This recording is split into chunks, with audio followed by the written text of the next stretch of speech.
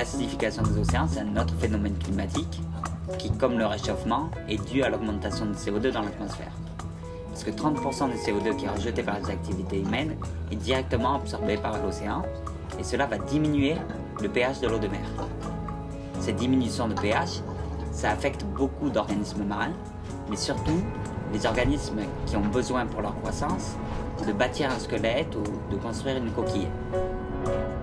Donc il est 8h20, à 9h les scientos embarquent leur matos dans les semi-agiles. Donc on a 35 minutes pour préparer à 16h, Zeppelin, échelle.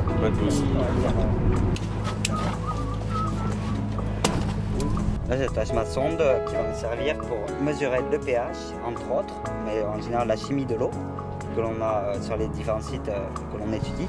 Donc c'est très important, notamment à Chiquiné, car on a un site contrôle qui nous sert de référence et que l'on compare à un site acidifié. Car il y a, à cause de l'activité volcanique, du gaz, du CO2 qui se dégage du fond marin dans la colonne d'eau et qui acidifie l'environnement.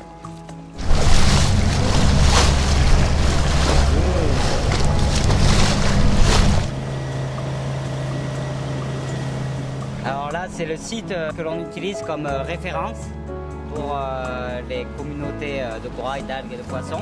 Donc il n'est pas acidifié et il est représentatif de l'écosystème que l'on a normalement autour de cette île.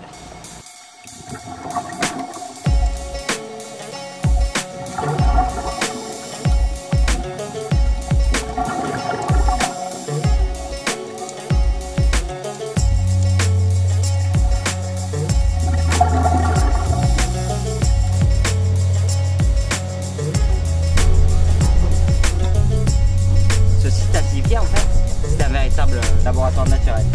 Contrairement aux études classiques qui se font en laboratoire, en aquarium, on n'est pas limité à une espèce et quelques individus.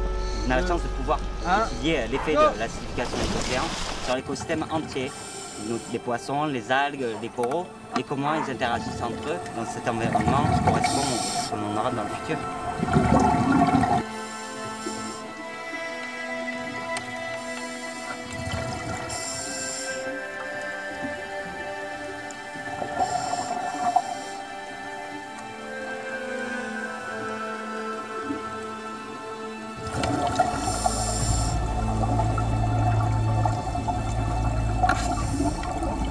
Ah, très peu de coraux